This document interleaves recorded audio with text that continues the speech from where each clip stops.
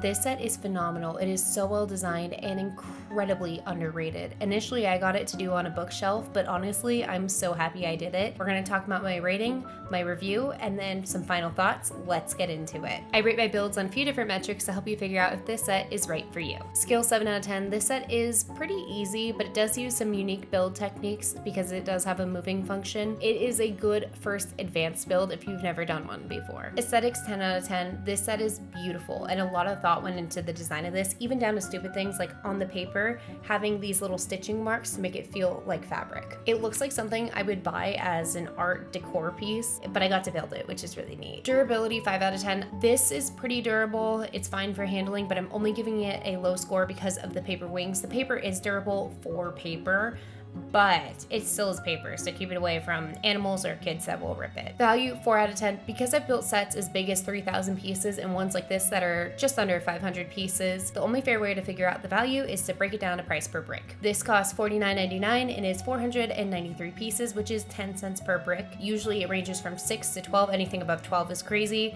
So I have some thoughts on why this one's so expensive.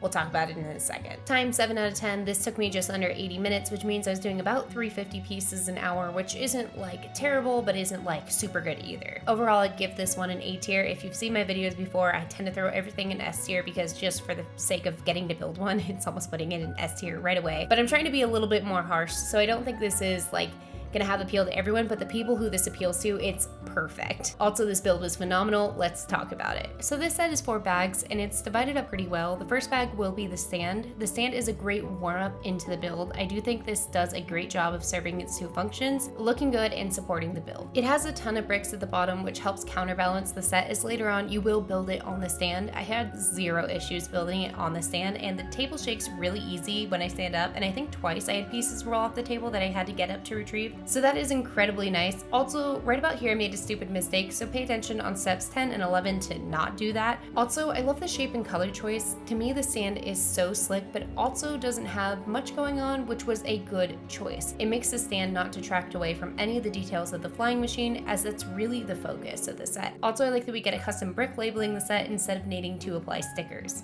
I've said this many times, but I hate stickers. We have some stickers here. I'm going to tell you right off the bat, I hate doing stickers. But it has stickers, and I really hate stickers. I don't want to place 11 stickers. I didn't mention this earlier, but I feel like it's kind of ridiculous that we have stickers in this expensive of a set. As I've said in sets before, I hate stickers so much. These pauses it takes for me to get the stickers on right are incredibly annoying. But I hate placing stickers, which makes me kind of mad because I really hate this sticker. I can't overstate that. I hate stickers. So in case you didn't know, I hate stickers, like truly. And I know hate's a strong word. I hate stickers. I think it would have been easy to get away with this set having 1 sticker, but honestly, I'm fine with the slightly higher price per brick cost to not need to place stickers. I have a set coming out soon that was way too expensive to have as many stickers as it did. If that already tells you which set that is and how I feel about that. Actually, I built that set yesterday and I'm still annoyed about those stickers. Bag 2 is gonna be building the base of the flying machine. I swear I finished this bag and was like, is this it? But I promised details come in later. It did kind of end off on a note where I was like, did I actually finish the bag?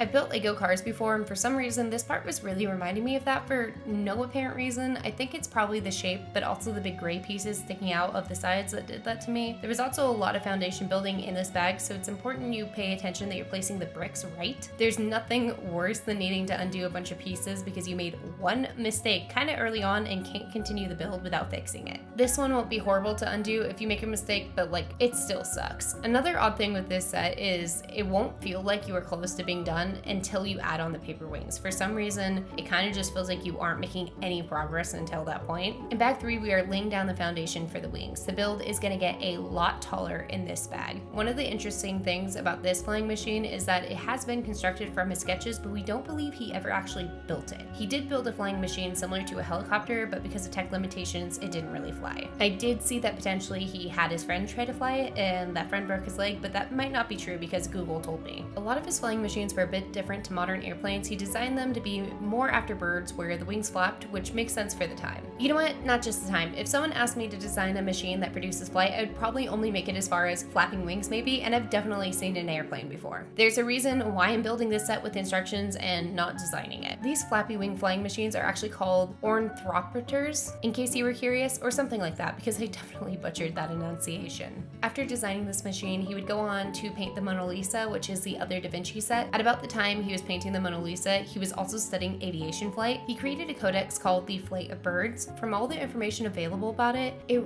really leads me to believe that he would revolutionize the world today if he was born in the last 50 years. I think, honestly, it's kind of a big disservice to everyone and the world that he wasn't born later. When I was a teen/preteen, it was like a big thing to be like, I was born in the wrong generation. But like, this man was truly born in the wrong generation. He was an incredible artist and inventor. If he had somewhat modern tech available to him, he for sure would have been able to advance his ideas, which were already crazy for the time. Maybe if he was around today, we wouldn't have all the issues with airplanes that we keep seeing. Now we are on to the last bag, so like obviously we're finishing up the build here. We technically already set up the tail wing, but I don't know what else to call the ones on the side wings. Anyways, we're doing that. Also, we are going to put on the cable piece. This cable piece won't be the first thing you'll notice when looking at the set, but if it was missing it, it would look kind of weird. It's kind of like if the Mona Lisa was just a flat blue in the background instead of including the mountains. I also kind of wonder if this long cable drives up the price. It's incredibly sturdy, and I can't help but wonder if this piece was expensive to manufacture, especially when compared to the bricks. It would be tough to damage it without actively trying, so wrapping it on the set should not break it. I actually suspect it's this cable and the paper wings that drives up the price on this one a little bit. Sometimes we see Lego sets that are more expensive due to licensing out a property, but I'm pretty sure this one wouldn't be subject to that since all the work is so old, like 500 years old. It's all in the public domain. Even still, this set isn't crazy expensive or anything. I just kind of expected the price per brick to be a bit closer to the Mona Lisa. For reference, the Mona Lisa was 6 cents a brick and the flying machine is 10. If this set was priced the same as Mona Lisa, it would only be $32 to $33 instead of $49.99. 10 cents per brick isn't bad for a set, but for a set that shouldn't have any licensing issues, I can only conclude that it has something to do with the actual build. Or maybe Lego just knew the set would be popular and raised the price a little bit. To be fair, I bought it at $49.99, so it might just be a supply and demand thing. This is more of an adult set and it's a great display piece, so maybe they just raised the price because of that. However, I don't feel like Lego brings up prices for no reason, and I do feel like that there are things within this build that might have been more expensive to manufacture because they're not common. I also tend to believe that Lego is a fair company for absolutely no reason other than I really like doing Lego builds, so